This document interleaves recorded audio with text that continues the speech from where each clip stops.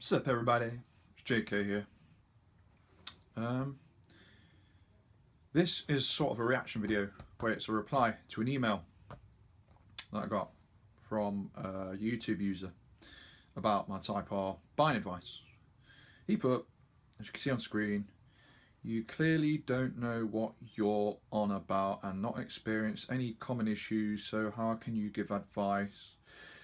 I've had over 10 EP3 and second gear crunch is very common. Also timing chain is weather. It's been hammered. I sort of guess that this guy's peed off with me. He can't spell obviously, but that's not the point. His grammar's pathetic as well, but that's by the by. I think what he's trying to say is that my advice isn't worth a damn. Because this guy, for a start, he's had 10 EP3s, that's 10 Type Rs, he's had 10 of them. I can't compete with that. I said maybe he's had one a year and he's blown the engine every year, or he's crashed it every year and he's bought a new one, I don't know. All I can say to that is I've had 2 EP3s. One I did crash, the 05, it wasn't my fault. And the second one I've got today and it's got no problems.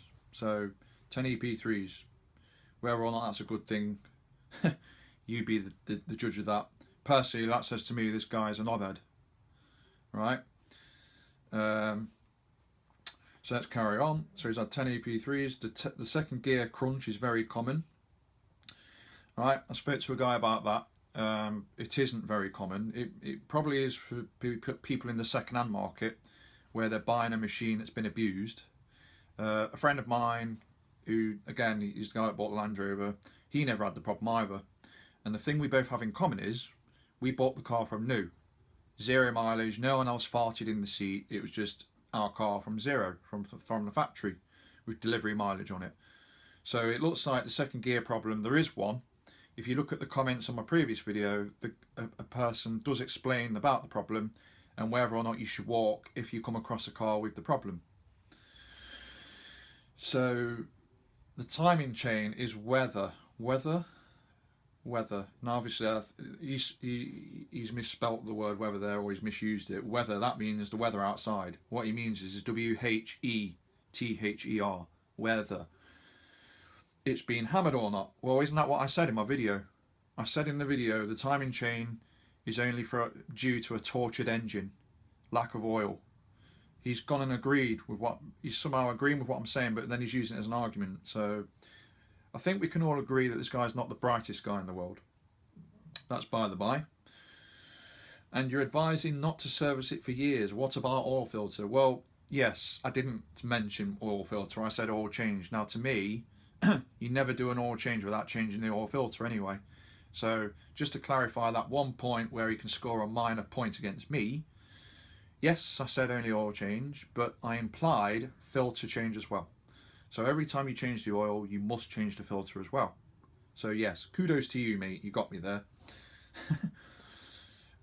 And you say overfill with oil. Yeah, very marginally. I don't mean put 10 litres in a 5 litre capacity reservoir. What I meant was the videos on YouTube that I've seen, again, have shown the 2 dots on the dipstick, and you should not overfill the oil be at the halfway point. Well, that's half full. That means you put 2.5 litres of oil in.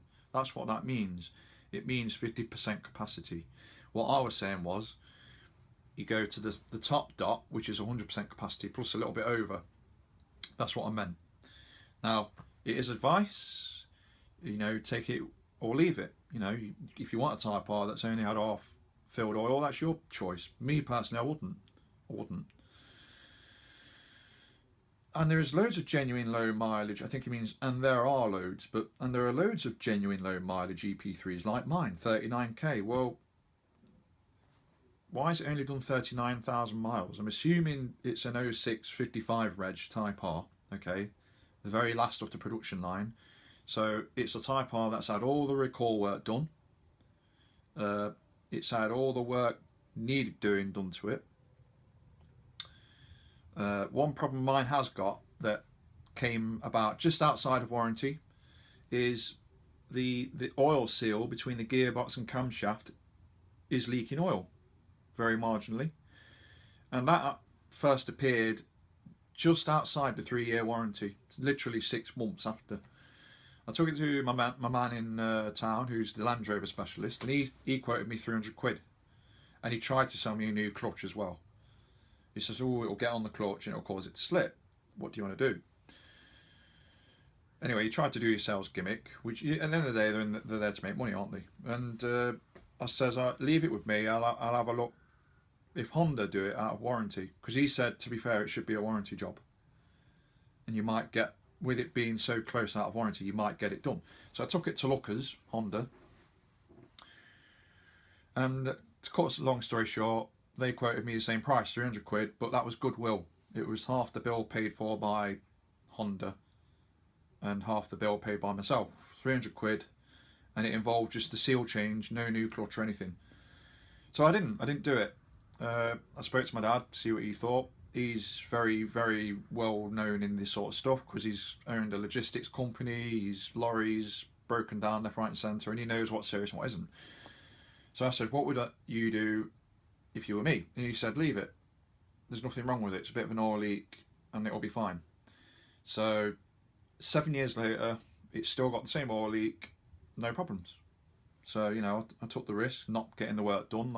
Everybody was saying, oh, get it done, get it done. You know, everyone that could make money out of it was saying, get it done.